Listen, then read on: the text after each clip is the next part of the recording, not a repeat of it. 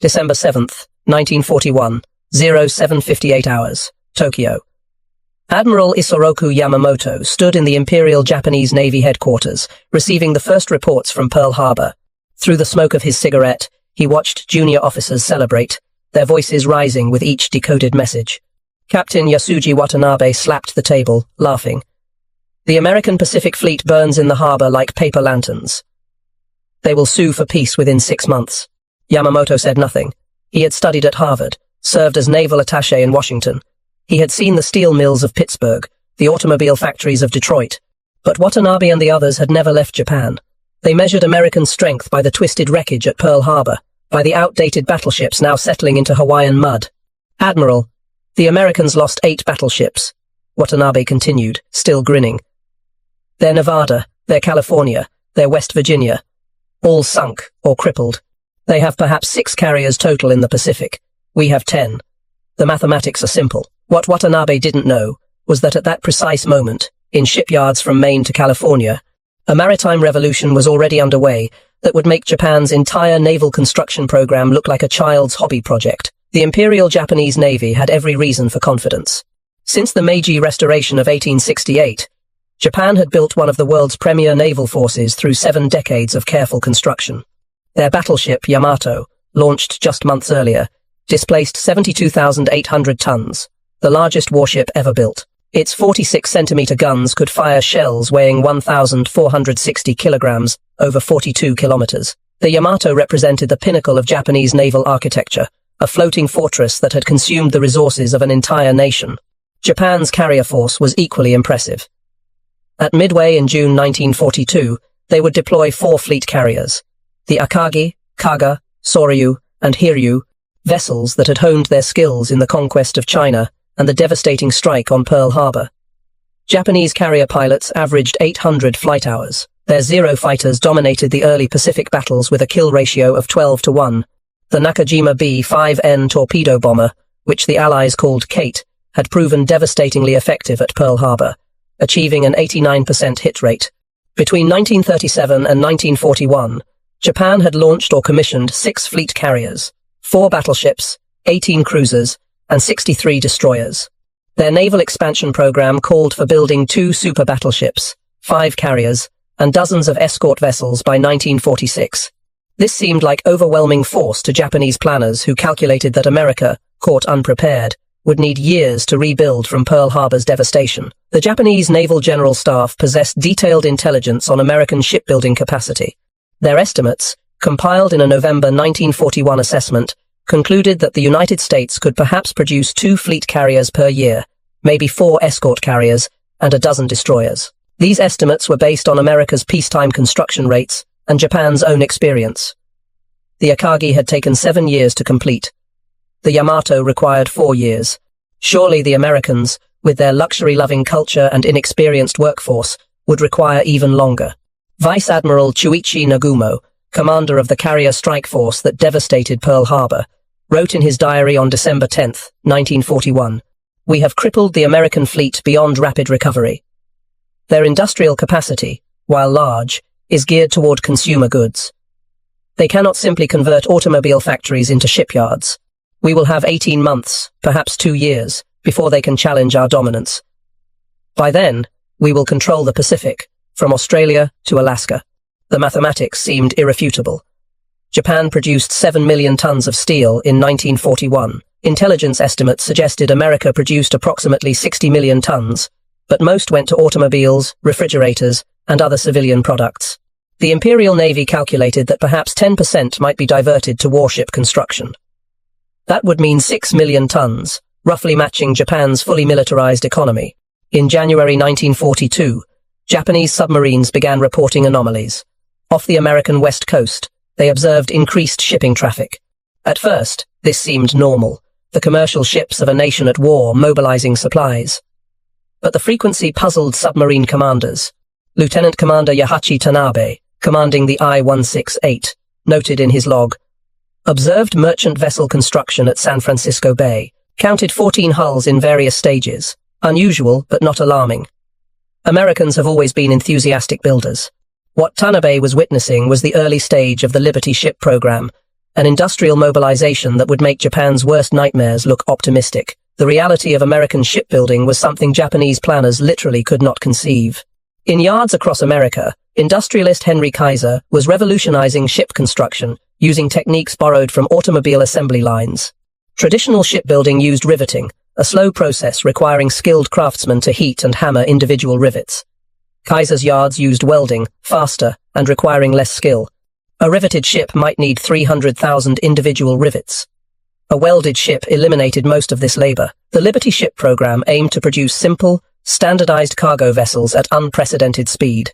Each ship displaced 14,250 tons, stretched 441 feet long, and could carry 10,000 tons of cargo.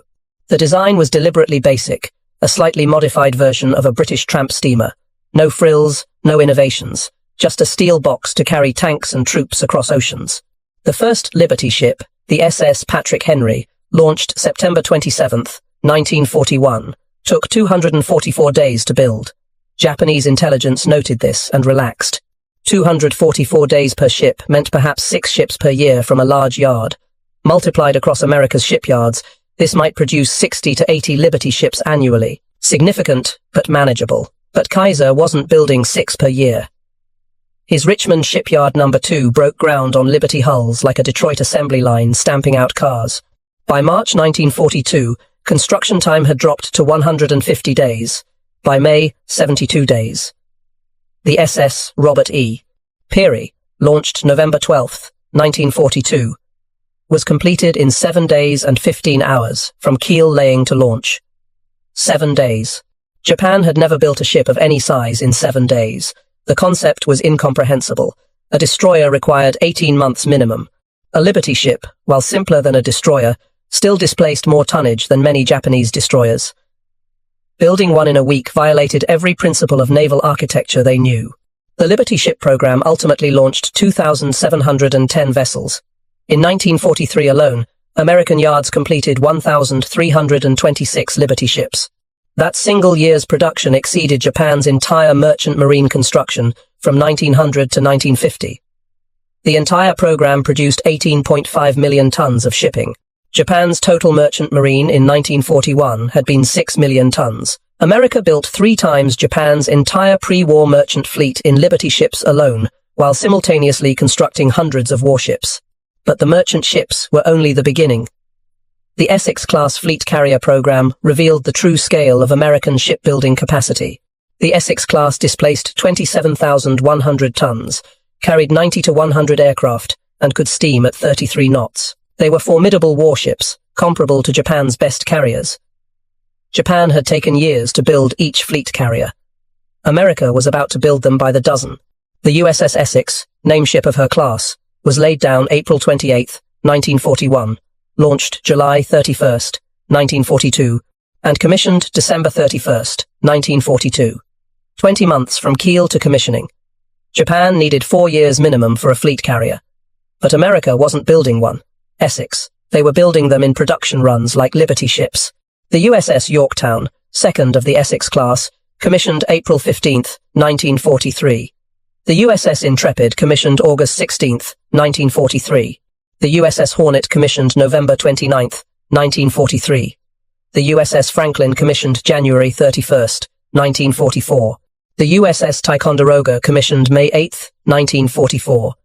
The USS Randolph commissioned October 9, 1944. On and on, month after month, new fleet carriers joining the Pacific Fleet. Between 1943 and 1945, 17 Essex-class carriers joined the fleet. 17 fleet carriers. In 3 years, Japan built 7 fleet carriers in their entire history. America built 17 of a single class, while simultaneously constructing 9 Independence-class light carriers, 77 escort carriers, and dozens of battleships, cruisers, and destroyers. The first Japanese officer to grasp the scale was Commander Mitsuo Fuchida, who had led the Pearl Harbor attack. In May 1942, he commanded a bombing squadron at the Battle of Coral Sea. His Nakajima B-5N bombers damaged the carrier USS Lexington, which later sank. A victory, Japan claimed. But Fuchida's intelligence officer showed him reconnaissance photos of American shipyards. "Commander, they are building carriers in numbers we cannot match. I count 11 under construction at Newport News alone. Fuchida studied the photos. 11? That cannot be correct. Check your count. I have checked 3 times, Commander. 11 distinct hulls, and these photos are 1 month old. At the Battle of Midway in June 1942, Japan lost 4 fleet carriers in a single day: Akagi, Kaga, Soryu, and Hiryu. This represented 40% of their total fleet carrier force. The American Navy lost Yorktown. But Yorktown wasn't the original Yorktown from Coral Sea. That ship had been hit, damaged, returned to Pearl Harbor, and repaired in 3 days. Shipyard workers at Pearl accomplished repairs that should have taken 3 months. They worked around the clock, welding steel plates, replacing damaged systems, while the ship remained moored at the dock. 72 hours after arriving, Yorktown sailed for Midway, still carrying civilian workers who completed final repairs at sea. This shocked Japanese intelligence analysts when they captured documents describing the repairs. 3 days. They had hit Yorktown hard at Coral Sea. The ship should have been in dry dock for months. Instead, it fought at Midway 2 weeks later. The Americans weren't just building ships quickly. They were repairing them impossibly fast. After Midway, the mathematics of American production became undeniable. In July 1942, Japanese intelligence compiled a comprehensive assessment. The report, discovered in naval archives after the war, estimated that America would complete 4 to 6 new fleet carriers by mid-1943. The actual number was 9. The estimate for 1944 projected perhaps 8 total new carriers. America commissioned 13 that year. Rear Admiral Matomi Ugaki, Chief of Staff to Admiral Yamamoto, wrote in his diary on August 3, 1942, "Intelligence reports American shipyard activity far exceeds our estimates. If true, we cannot win a war of attrition. Every carrier we sink, they replace with 2. Every cruiser lost costs us irreplaceable resources, while they build replacements faster than we can sink them." The Battle of the Philippine Sea in June 1944 demonstrated this disparity in stark terms. The Imperial Japanese Navy assembled every operational carrier for Operation A-Go. 9 carriers carrying 430 aircraft. Against them, the United States Fifth Fleet deployed 15 carriers carrying 931 aircraft. 15 carriers. The Americans had built more carriers in 2 years than Japan possessed in total. The battle, which American pilots called the Great Marianas Turkey Shoot, destroyed Japanese naval aviation. Japan lost 3 carriers and 430 aircraft. The Americans lost 123 aircraft and no carriers. But the numbers were what shattered Japanese morale. Admiral Jisaburo Ozawa, commanding the Japanese carrier force, reported after the battle, "I observed American task forces covering hundreds of square kilometers of ocean. Carriers beyond count. The horizon was filled with ships. We were attempting to stop an ocean with our hands." During the battle, Japanese pilots returned with impossible reports. 8 carriers in Task Force 58. No. 10 carriers. I counted 13 carrier wakes. These reports seemed like panic or inexperience, until post-battle analysis confirmed them. Task Force 58 contained 7 fleet carriers and 8 light carriers, 15 total. More carriers than Japan had started the war with. Petty Officer Sakio Komatsu, a Zero pilot who survived the Philippine Sea, wrote to his brother, "We are attacking ants. For every American ship we damage, 10 appear. I shot down 3 American planes today. They will build 30 by tomorrow. Our commanders tell us to fight with fighting spirit. Spirit cannot sink steel. They have more steel than we have spirit." The destroyer program illustrated the same overwhelming disparity. Between December 1941 and August 1945, the United States commissioned 349 Fletcher-class destroyers alone. 349 of a single class. Japan built 63 destroyers in the same period, of all classes combined. America produced destroyers 5 times faster than Japan could build them, while simultaneously producing cruisers, battleships, submarines, and hundreds of auxiliary vessels. The submarine force showed similar disparity. American shipyards launched 203 submarines during the war.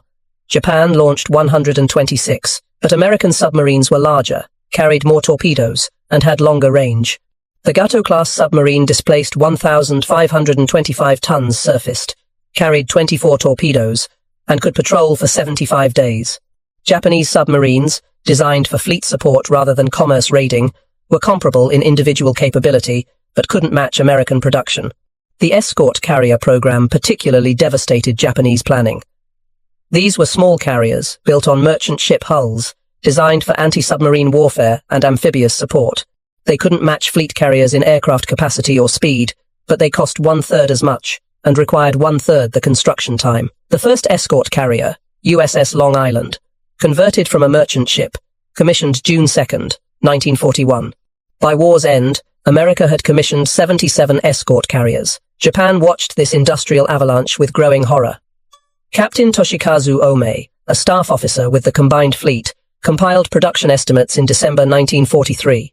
His report concluded, American shipyard production in calendar year 1943 equals Japan's total naval construction from the Meiji Restoration to present day. They launched more fleet carriers in 1943 than we have commissioned in our entire history. They produced more destroyers this year than currently serve in the Imperial Navy. If these figures are correct, and I believe they are, we cannot prevail. The war is decided by mathematics, and mathematics favor America by factors we cannot overcome. This report never reached senior leadership. Staff officers suppressed it, fearing accusations of defeatism. But copies circulated among mid-level commanders, spreading a quiet desperation through the officer corps. They were fighting an enemy that could replace losses faster than Japan could inflict them. The Battle of Leyte Gulf in October 1944 was the Imperial Japanese Navy's final attempt to stop American advance through the Philippines.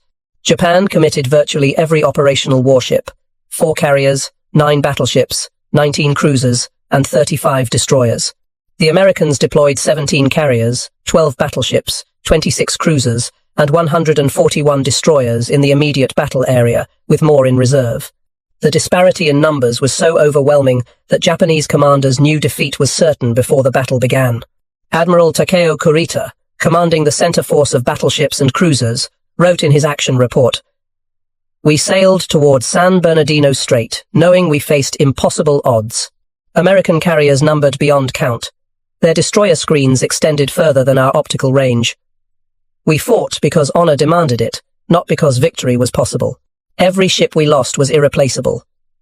Every American ship damaged would be repaired within weeks or replaced within months. The battle destroyed the Imperial Japanese Navy as an effective fighting force. Japan lost 1 fleet carrier, 3 light carriers, 3 battleships, 10 cruisers, and 9 destroyers.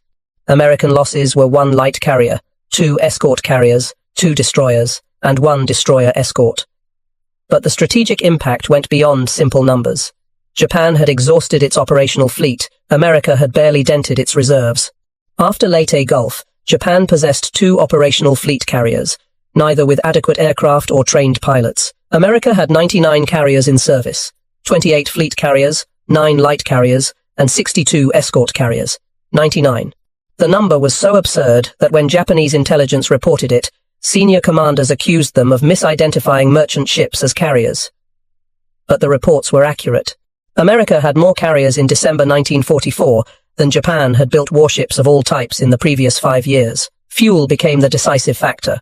Japan's oil supplies, cut off by American submarines and surface forces, dwindled to nothing. The super battleship Yamato remained in port through late 1944 and early 1945 because there was no fuel to operate it. When the ship finally sortied for Operation Tengo in April 1945, the mission was essentially suicide. The Yamato carried only enough fuel for a one-way trip to Okinawa. The plan called for the battleship to beach itself and fight as a stationary fortress because there was no fuel to bring it home. On April 7, 1945, American carrier aircraft found Yamato south of Kyushu.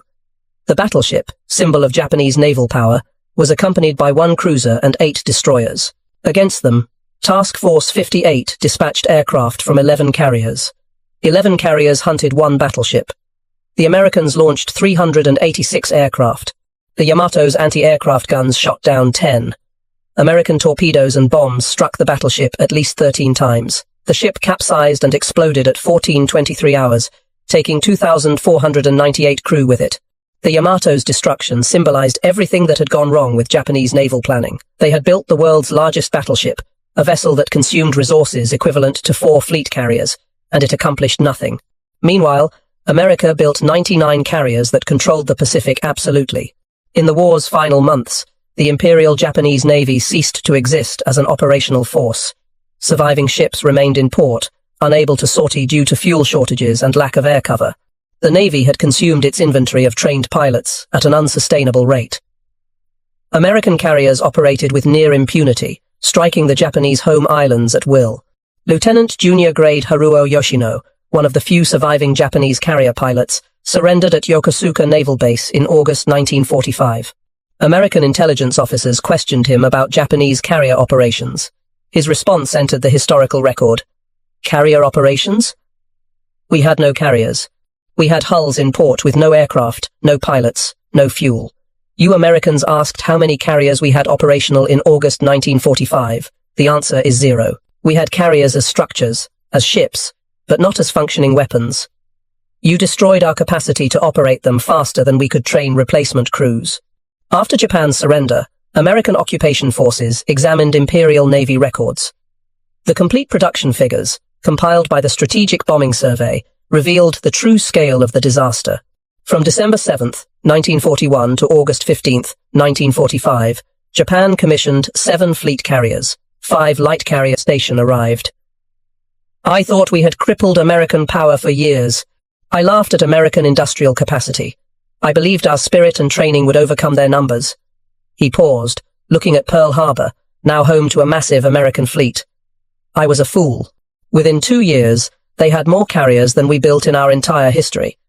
By 1944, they had 10 ships for every one we could field. We thought we were fighting a nation. We were fighting an industrial machine that consumed iron ore and produced warships like factories produce automobiles. Our Navy died of mathematics. Admiral Yamamoto had warned about this in 1941, before Pearl Harbor. His famous quote, often misattributed, captured the essential truth. I can run wild for 6 months, perhaps a year. After that, I have utterly no confidence. He had studied in America.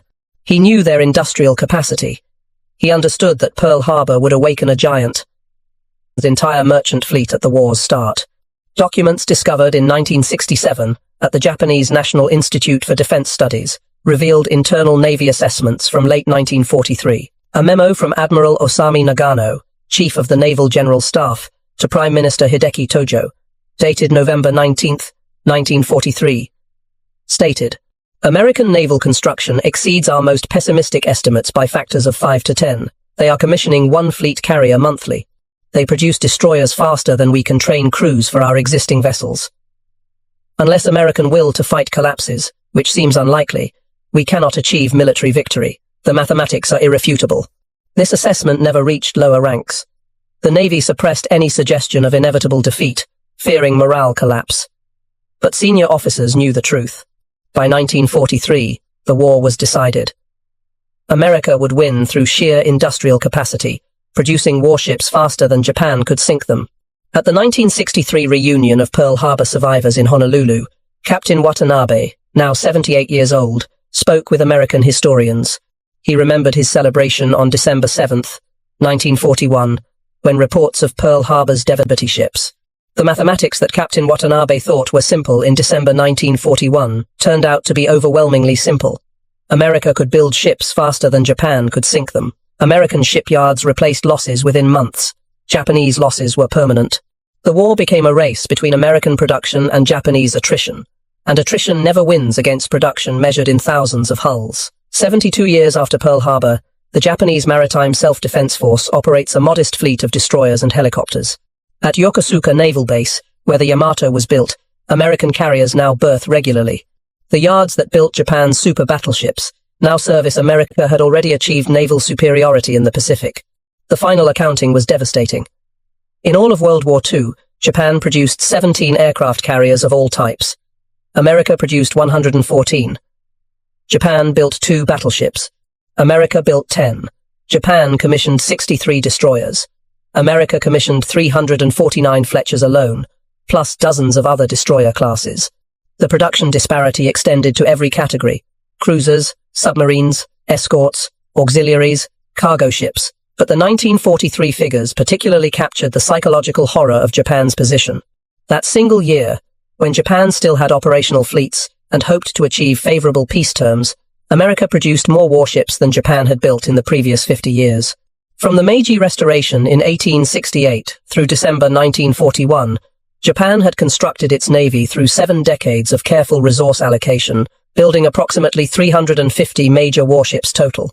In 1943 alone, America commissioned 179 major warships, plus 1,326 LIS, 7 escort carriers, 2 battleships, 7 cruisers, and 63 destroyers. In the same period, America commissioned 28 fleet carriers, 9 light carriers, 77 escort carriers, 10 battleships, 47 cruisers, and 349 destroyers. Total major warship production, 520 vessels, plus 2,710 Liberty ships, and hundreds of other cargo vessels, tankers, and auxiliary craft.